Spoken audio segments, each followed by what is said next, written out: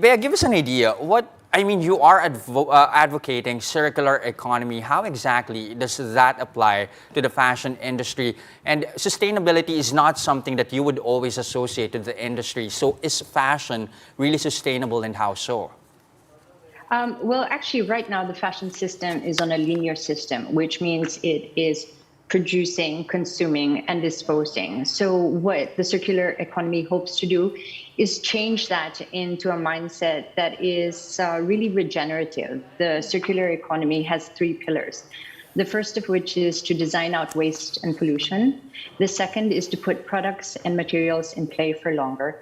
And the third is to regenerate natural systems. So if you run the business on these principles using something like renewable energy, it has a global and planetary impact, which is positive. Bea, how do we contextualize this in the Pinoy culture of Yeah. consumption? E-commerce has just been awash. There's Instagram selling. There's also this idea of imported always better than local. Has that changed in any way since you've begun in the fashion industry, decades ago?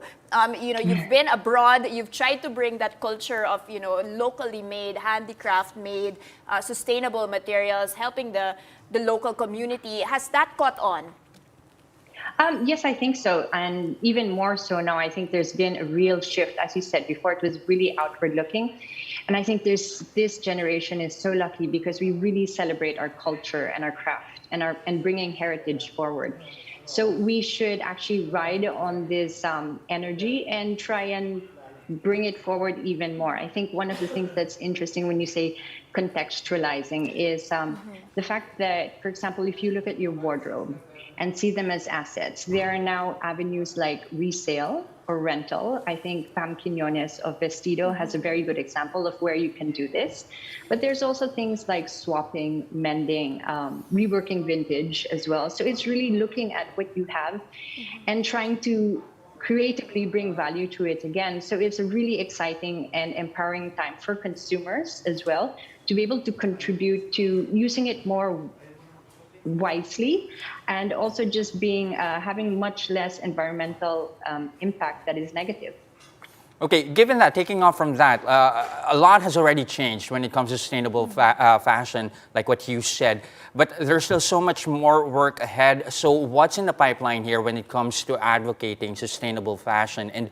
And how do we compare to the rest of the region when it comes to a level of acceptance for sustainable fashion? Well, actually, there's quite a lot in the pipeline, and I'm glad you mentioned that because actually, I think the Sustainable Solutions Exposition actually opens today, and it's an online exposition where you can actually see so many things from packaging to fiber to textiles to different ways of thinking and even regenerative practices. So it's a really good place to explore what we're doing locally, and I think the impressive thing about Smart Infinity is they're also going to be sponsoring talks that Circulo and I will be hosting, which is really about awareness and engagement and what it means to focus on materials, what it is to collaborate with like-minded individuals. So I think this is a really good opening for the whole Philippines to find where they are on the supply chain and what they can do to help.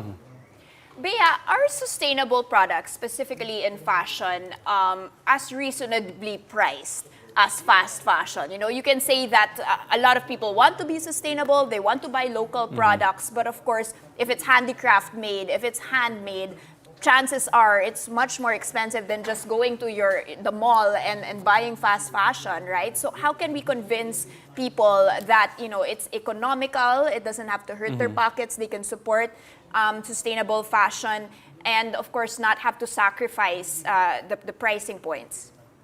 Well, I think one of the things that the pandemic has really sort of accelerated or exposed is the fact that we do have a lot of things that perhaps we don't need. So I think this idea of less but better is really, really important. And in terms of pricing, if you think about it, if something is too inexpensive, there's someone at the other end of the line who is paying for it. It might not be you, but someone's wages, or maybe using toxic chemicals to be able to achieve some impact that is faster.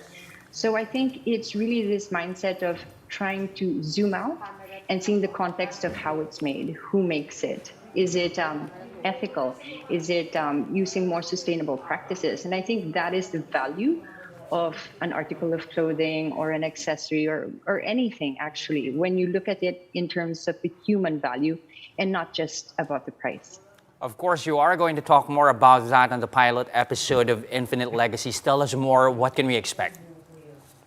Well, Infinite Legacies is really a documentary series that charts, I think, the lives of at least four of us designers to begin with. And it's really about starting points, the decisions we made, and how these can cause small ripples that hopefully can change things for the better. And it's a place that you can come, listen to our stories, and really find yourself in them and see how you can do hopefully the same.